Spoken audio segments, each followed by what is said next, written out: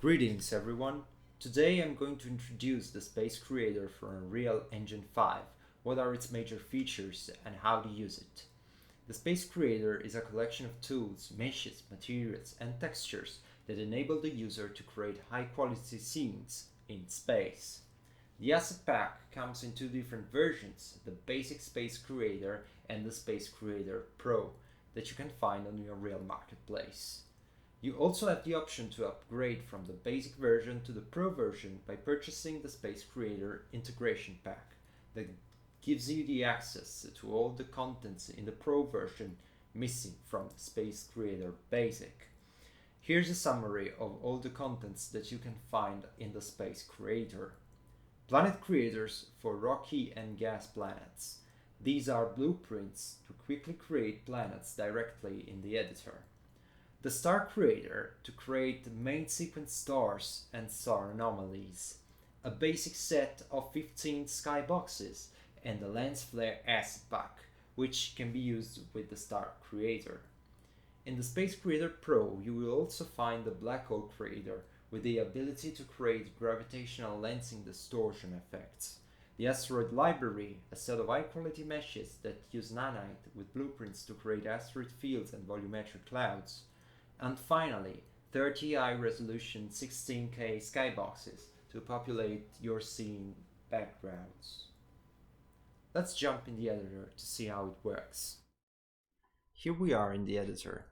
You can see that for this example I'm using the Space Creator Pro version. You can see that I have all the Space Creator contents here. If you purchase the Space Creator Basic version and then you buy the integration, you will have the contents split in the two folders. Another important thing is that if you buy the Pro version, you will also have Space Creator Pro example maps that are shown in the trailer. If you buy the Space Creator Basic and then you purchase the integration, you won't have these maps, but eventually it's not a big deal because after this tutorial you will be able to create everything that is in this folder. Okay, now to start our tutorial we will create a new level, a new default level, and create our scene from scratch. Let's call it level tutorial. Don't save. Okay, here we are in the basic default empty level of Unreal Engine. The first thing that we're going to do is creating our skybox. So an important thing to notice is that here I have my engine folder enabled. If you don't see this folder, go to settings and set show engine contents. You have to have this option enabled. In the engine folder, search for Skysphere. Here we go, Skysphere. Place it into the editor and place it in the center of your scene and scale it up to, let's say, 1000. This is the mesh that we are going to use as a support for our skybox material.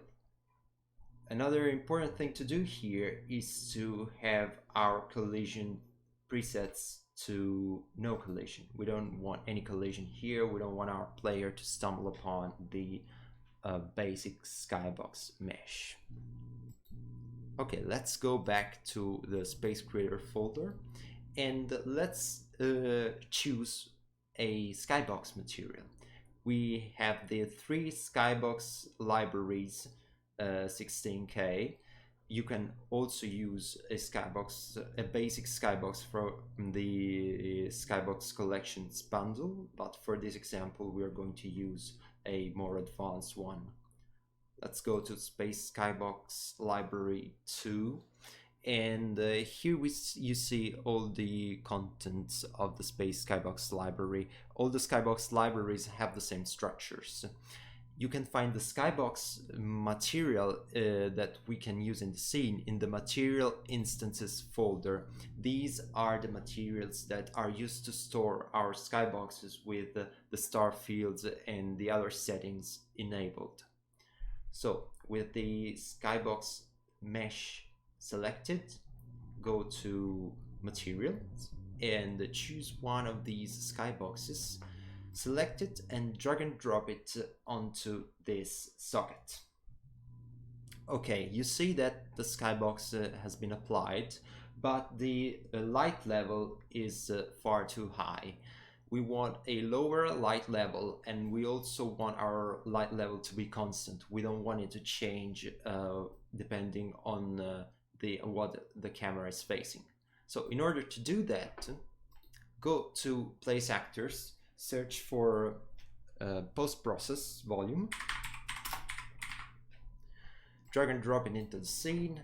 As before, place it in the center of the scene and scale it up to 1000.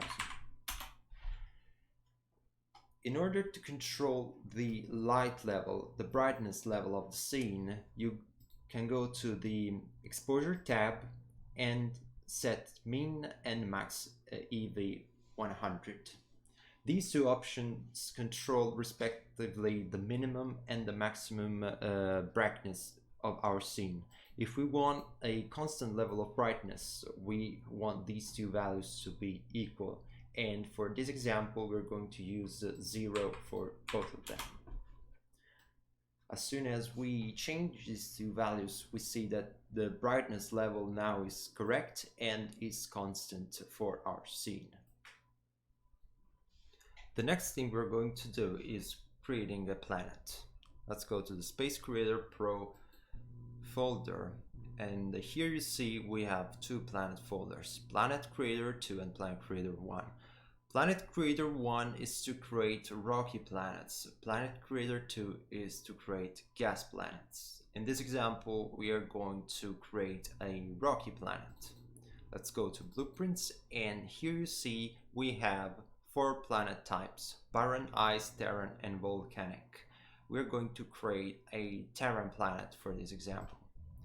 Drag and drop it into the scene, and here we have our terran planet. Now, an important thing to notice is that planets in the Planet Creator 1 and 2 have their own lighting system. They don't use the default Unreal Engine system. They can receive light from a directional light source, but the actual intensity of the light is not determined by the light source itself, but it is controlled in the parameter here. Okay, let's link this planet to a directional light source. Select directional light, drag and drop it into the editor, and in order to link the planet to the directional light, go to Planet, you select use directional light and enable this option, and go to light source directional, hit this button and select the light source in the editor. Okay, now you see that the planet is receiving light from the directional light element. Now, if we want to change the direction of the light, let's rotate it, select the planet and hit refresh. You see that now the angle of the light is correct. If we want to go back, again, rotate it, select the planet and hit refresh. The next thing we're going to do is customizing this planet and turn it into a desert planet. If you see the texture streaming pullover budget, don't worry about this warning. We're going to deal with it later. With the planet selected, you see here that in the details panels we have a series of parameters that we can change in order to change and customize the appearance of the planet. One of the most important parameters here is the shader complexity. The shader complexity determines how many of these options are enabled. If you operate at a low shader complexity, let's say it's shader complexity of 0, some of these panels are going to be disabled. So even if you change the values, you won't actually see any difference. For this example, we are going to use the maximum shader complexity.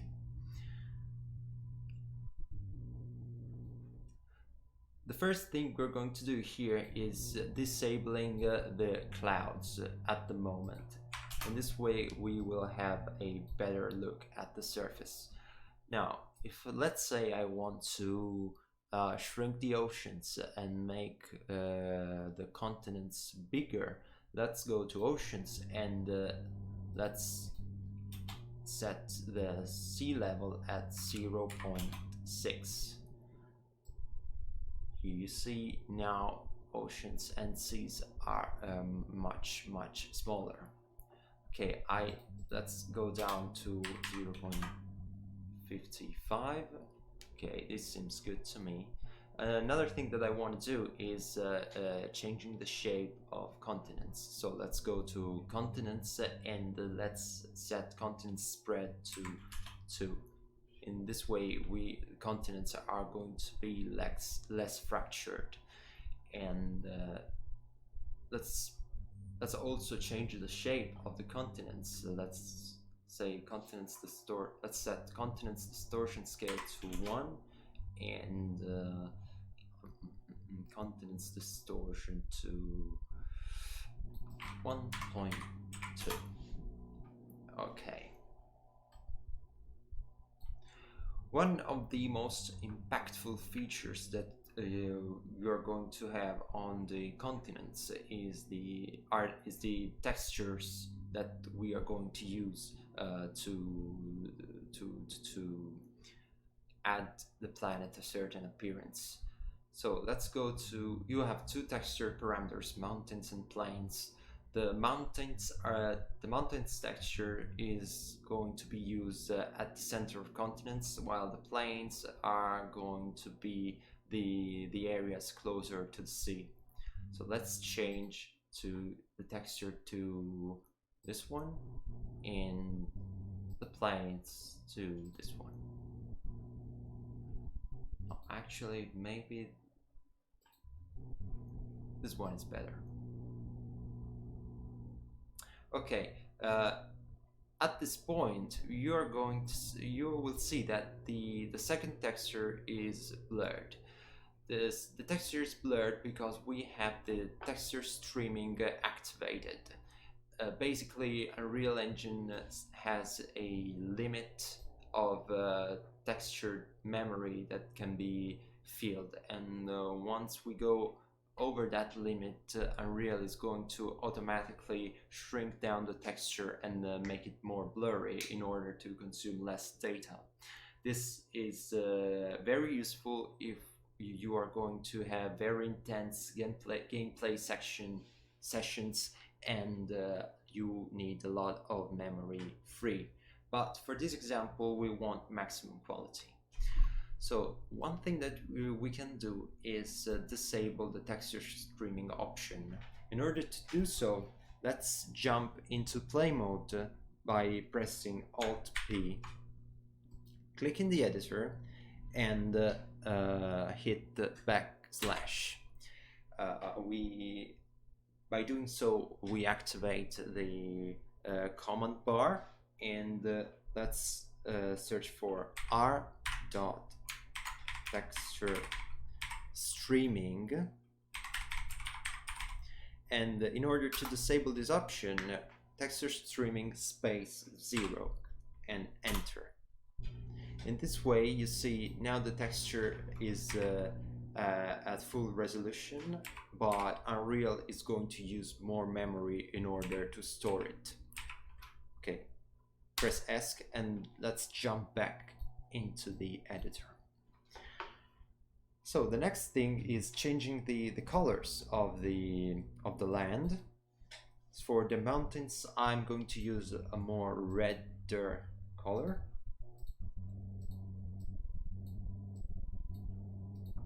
And for the plains, I'm going to give a yellowish tint.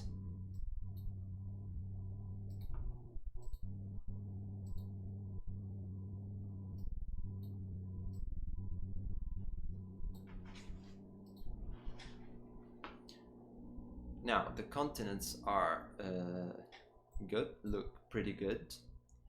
And the next thing that we can do now is changing the color of the atmosphere.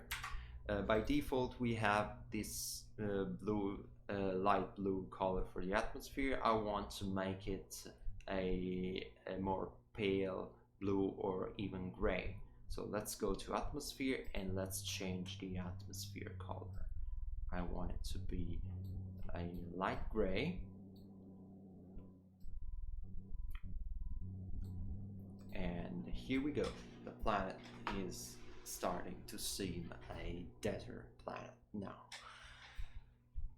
So at this point we can enable the clouds again. So let's go to clouds opacity and let's set it to 1.5. And here we have our clouds.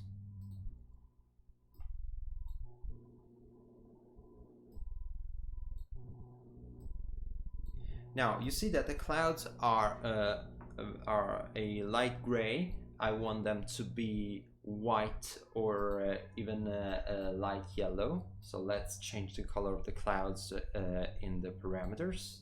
In this way they're going to blend more easily with the ground. And finally I want to change the city and the city lights in the night.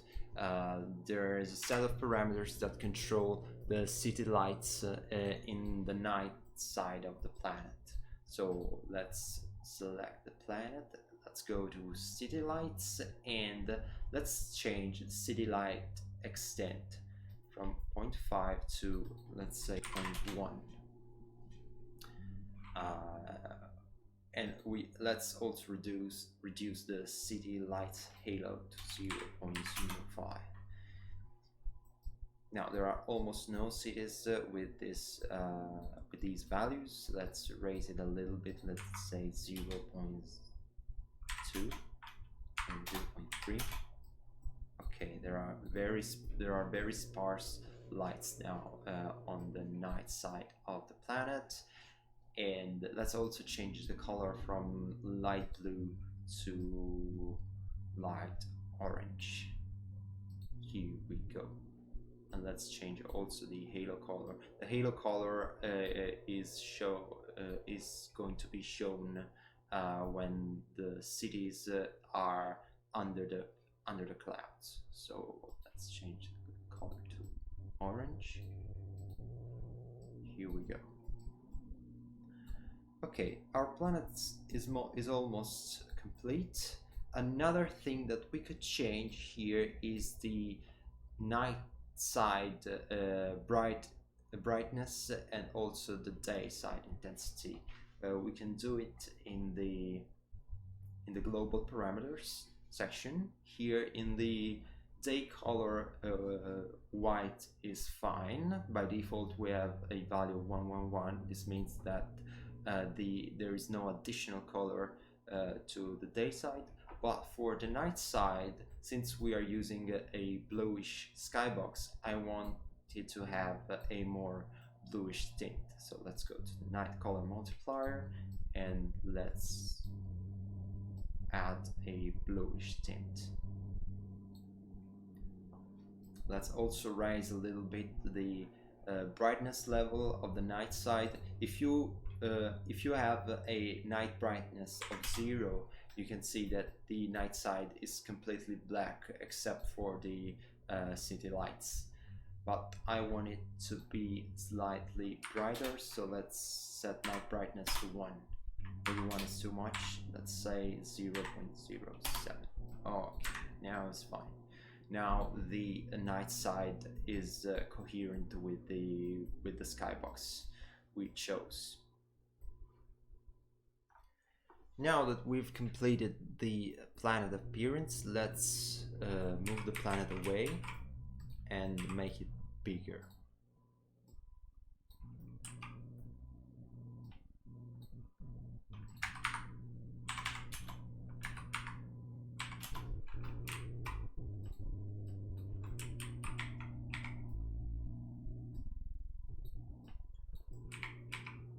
Here you see that the skybox brightness is rising because we went outside of the post-process volume. If we want to have this post-process volume to occupy a larger area, let's scale up the post-process volume. All right, here we go.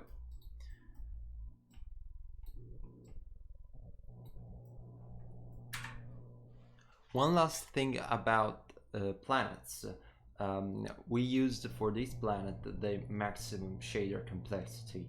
Now, these materials can be demanding in terms of GPU, and you can use a lower shader complexity value, or you can bake some of the maps from the master material and use baked textures instead of the dynamic material. I wrote a documentation paper about how to bake materials in the Planet Creator. I'll leave you the link in the description. With the planet completed, let's move on to the stars. Let's go to Space Creator, to the Space Creator folder again, and let's go to Star Creator. In the Star Creator folder, you will have both the old version of the Star Creator and the newer version. We're going to use the newer version for this example.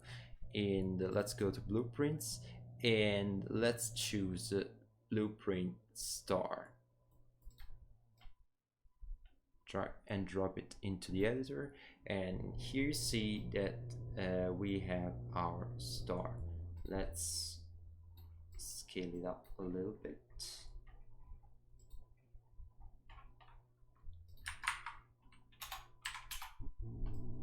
Okay, here we have our star.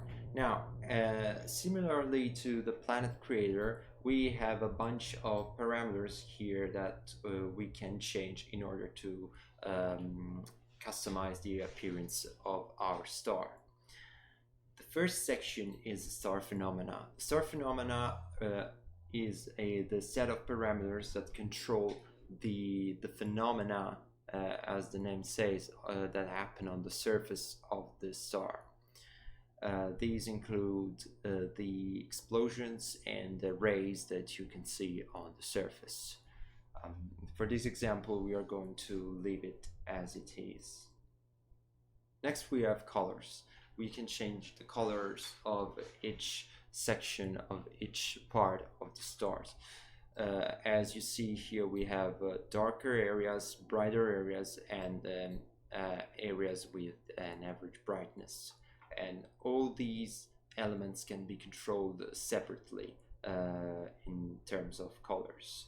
Let's say, for example, that we want the atmosphere of the star, the outer shell, of a different color. And let's set the atmosphere color from orange to blue. You see, we've changed the atmosphere color while the inner part stays the same, and so on and so forth. You can change the color of explosions, the color of the dark areas. The dark filaments color here is set to dark red. We want it, for example, to be green or bluish or purple. Yeah, purple is cooler, I think. All right, and here we go. We have our star. Let's also change the other elements color in order to give it a more coherent look.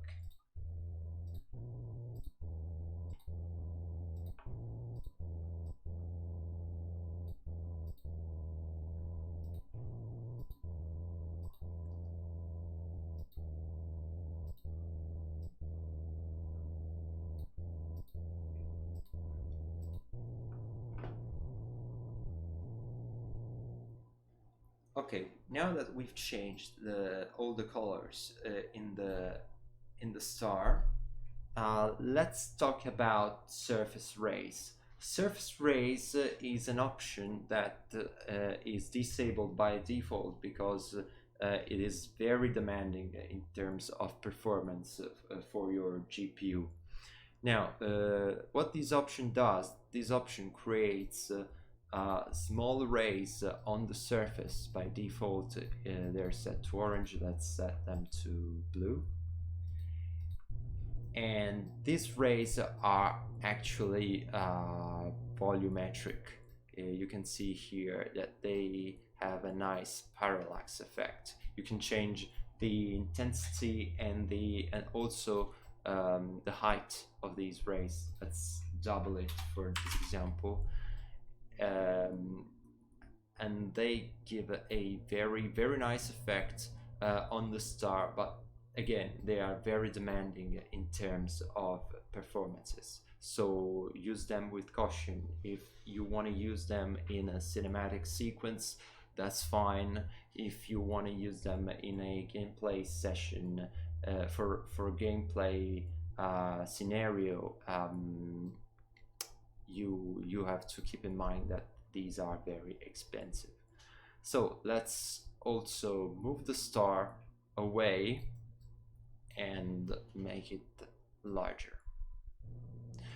You see here that when the star goes to a certain distance from the camera, a lens flare will appear. Now, the lens flare material that is used is controlled by a parameter here, and we will change the parameter in a moment. By default, it is set to a lens flare that is coherent to the default colors used in the star. So let's move it away, farther away.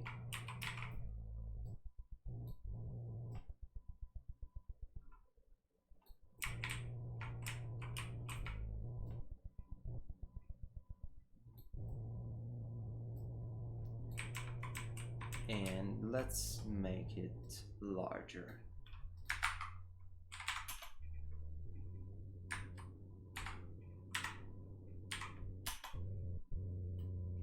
Okay, if the star is large enough to occupy a larger area of the screen, the lens flare will disappear, and instead the star will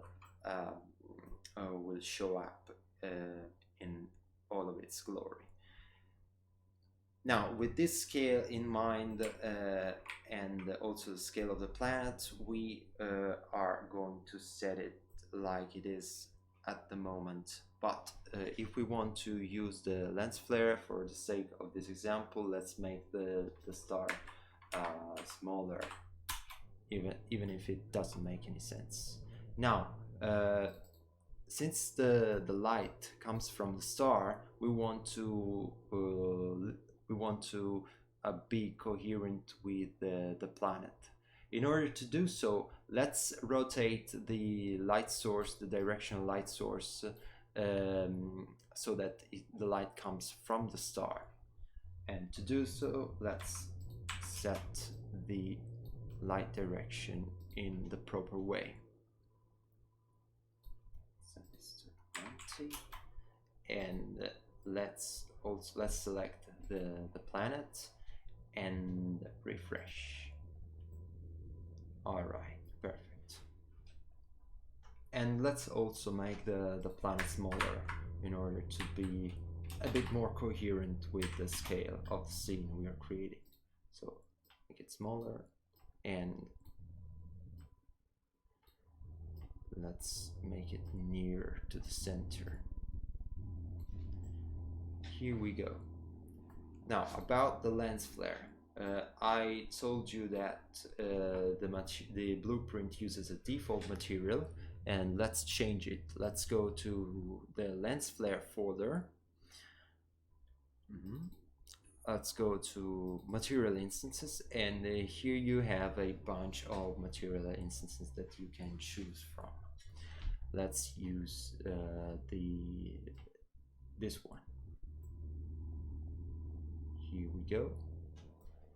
Now, the lens flare material instances can be customized as well, and in order to do so, click on it and it will open the default material instance editor, and in the material instance editor you will have you will find here all the parameters relevant to the appearance of the material. Now in this tutorial I'm not going to talk about all the parameters here, but you can play with these parameters and see different appearances. By default you have a lot of material instances, and for the most basic scenes, unless you have very specific requests, this should do fine for you. Now the last element that I want to add to this scene is an asteroid field. I've created an asteroid library tutorial some times ago in which I explain more in depth what you can do with the asteroid library. But for this example, let's create a basic setup. Let's select blueprint asteroid field linear. Here we are. We have our asteroid field. Let's make it a little bit smaller. Let's set field length to 0. In this way we are going to have a disk. The asteroid field will seem more like a disk than to a line. And let's move away the planet a little bit. All right. Now, by default, the asteroid field comes with a default set of meshes. We can, of course, change the meshes that are used here. We have 4 meshes for the asteroid field, and if we want to change it, we can go to the static meshes folder, and here you can see the set of meshes of the asteroid library. Of course, each mesh has its own material, and if we want to change it, we can create a separate material instance or material and use it instead. But for this example, let's keep it as default. Now let's change a little bit the features of this asteroid field. Let's say that we want it to have more meshes, and we can change, of course, the number of asteroids from 30 to 60 and the asteroid number of clusters to 12 to 16. Here we go. Now the central area here is a bit too crowded. In order to avoid this distribution error, let's change the asteroid distance distribution. Let's say 0.7, and at the same time clusters distance distribution 0.6. Okay, here we go. The asteroid field now is more uniform. One common strategy that I use often in the example maps is to create multiple asteroid fields in the same location and set different sizes for each group. So let's duplicate our asteroid field, and let's make this second group a bit different. So we can make the asteroid scale lower, make the asteroids smaller, and increase the number of asteroids to 120. So we have a much more diverse asteroid field here. And let's create a third one. This time let's make less asteroids and make those bigger. Let's say 10 and asteroid scale to 4. Too much maybe? 3. Yeah, I like it. Alright, and with this strategy you can create more interesting asteroid fields instead of using only one blueprint. The last thing here that we notice is that the dark side of the asteroids is too black. We've used a very bright skybox here and we don't want it to be completely black. In order to change it, let's place a skylight in our editor and let's change the intensity scale. By default it's 1, let's say we want to set it to 5. If 5 is too much, 3. 3 is okay. Now, by default, the skylight only lets the asteroids or the meshes in general on the upper side. On the downside here, it's not going to lit the meshes because it assumes that we have solid ground underneath. Now, since we are in space and we don't have any ground, we want to tell the skylight to illuminate all the sides of the meshes. And in order to do so, let's have the skylight selected. Let's go to Advanced here and disable the lower hemisphere in solid color. And you can see here that now also the lower side of the meshes is lit and the brightness is coherent with our skybox. Let's, for the last time, select the planet and make it closer to the lens in order to make it the scene more dramatic.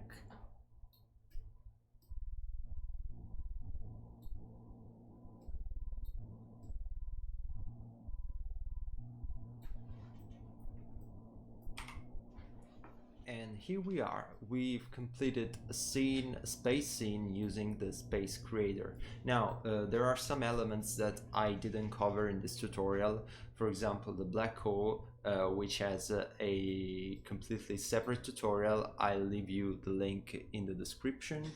And also the Planet Creator 2 has a very similar structure to the Planet Creator 1. So the parameters, some parameters are different, but the basic functioning is the same. Alright, I hope you enjoyed this tutorial and thank you for watching.